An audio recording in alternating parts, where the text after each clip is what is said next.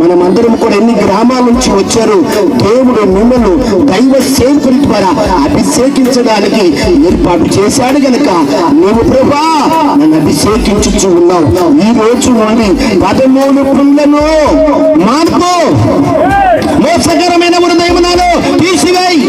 కనికరము లేని నాకు కనికరం కావాలి, దయ లేని నాకు దయ కావాలి, విశ్వాసంలో నాకు విశ్వాసం కావాలి, వాక్యాభిషేకం కావాలి, రక్తాభిషేకం కావాలి, ఆత్మాభిషేకం కావాలి, తైలాభిషేకం కావాలి, ప్రేమాభిషేకము, ప్రేమాభిషేకం.